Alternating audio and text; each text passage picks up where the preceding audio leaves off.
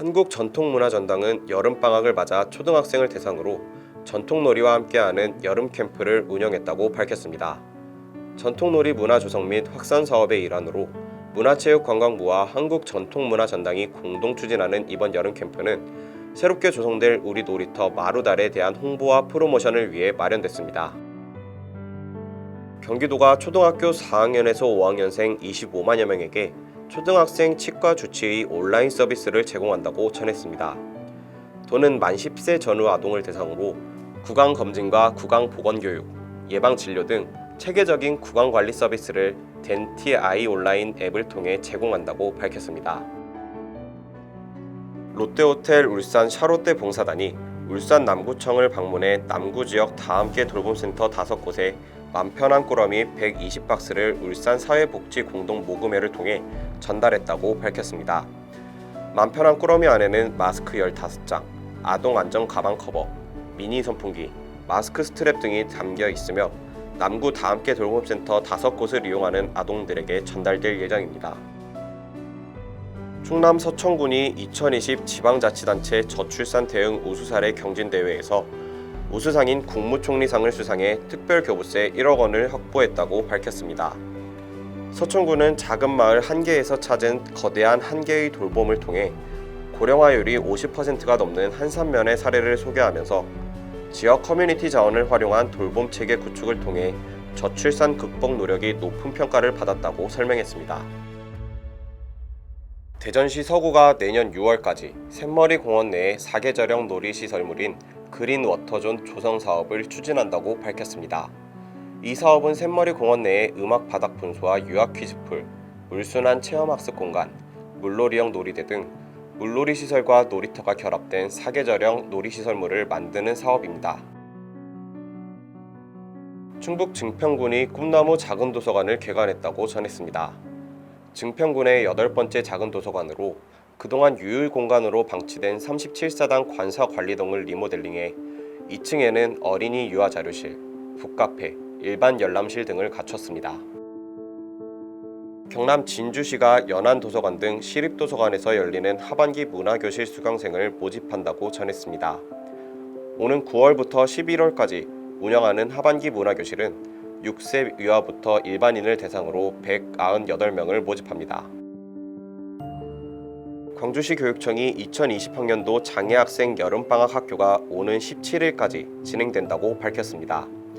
2010년도부터 시행해온 장애학생 여름방학 학교는 방학기간 장애학생들의 교육활동 단절을 최소화하고 학부모들의 경제적 부담을 줄이기 위한 교육복지 정책의 일환으로 시행 중입니다. SK 인천 석유화학은 코로나19 장기화에 따라 올해 하반기 사회공헌 활동을 언택트 방식으로 전환한 하이 워크투게더 프로그램을 실시한다고 밝혔습니다. SK 인천 석유화학은 한국과학창의재단, 굿네이버스와 함께 인근 5개 초등학교 학생 100여 명을 대상으로 온라인 과학교실을 운영할 계획이라고 전했습니다.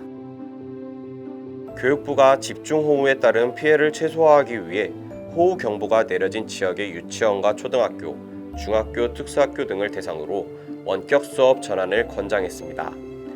아울러 교육부는 집중호우가 예상되는 지역의 재취약시설 점검을 철저히 하고 교육시설 재난 공제회를 통한 공제급여 및 재난안전관리 특별교부금을 통해 응급복구를 지원한다는 방침을 전했습니다. 광주문화재단이 문화예술교육지원센터에서 어린이와 청소년 100여 명을 대상으로 지역 예술가들과 온라인으로 놀잇감을 만드는 비대면 예술놀이 프로젝트 키드키트를 진행한다고 밝혔습니다. 프로그램은 집안의 집, 나만의 아지트를 만드는 콘셉트로 집에서 온라인 채널을 활용해 예술가와 참여자 간 양방향 소통으로 진행됩니다. 경남 김해교육지원청이 2020년 김해 행복교육지구 온라인 박람회 해피클릭 행사를 진행했다고 전했습니다. 박람회는 1,400여 명의 학생, 교원, 학부모, 마을 교사 및 지역민을 대상으로 진행됐습니다. 온라인 박람회는 초중고 학생 대상 온라인 개회식을 시작으로 온라인 체험 부스 운영, 온라인 프로젝트 팀들의 온라인 발표회로 이뤄졌습니다. 울산형 혁신학교인 북구 호계초등학교는 2년째 교무행정 전담팀을 운영하며 담임 교사들이 오롯이 수업에만 전념할 수 있도록 힘쓰고 있다고 전했습니다. 호계초 관계자는 전담팀 덕분에 행정 업무가 줄어든 담임 교사들은 오후 시간을 활용해 학생 상담과 개별 지도, 학부모 상담을 이어가며 수업과 생활 교육에 전념한다고 전했습니다. 이에 울산시 교육청은 이 같은 학교 업무 방식을 확산시키기 위해 학교별 교무행정 전담팀을 만들고 관련 연수를 진행할 예정이라고 전했습니다. 부산시 과학교육원이 오는 11월 20일까지 초중고교의 과학 및 발명 동아리 학생들을 대상으로 학교로 찾아가는 발명교실, 도전 나도 발명가 프로그램을 운영한다고 밝혔습니다. 부산시 과학교육원은 발명 전문 강사들이 학교를 방문해 각 동아리 학생들에게 발명대회 참가하기, 아이디어 구상 및 보완하기, 아이디어 검색하기 등 발명과 관련한 정보를 제공하고 발명 실습 교육을 진행할 예정이라고 전했습니다. 과학기술정보통신부는 관계부처 합동으로 대통령 직속 4차 산업혁명위원회 제17차 전체회의에서 전국민 디지털 리터리시 함양을 위한 전국민 인공지능 소프트웨어 교육 확산 방안을 발표했습니다.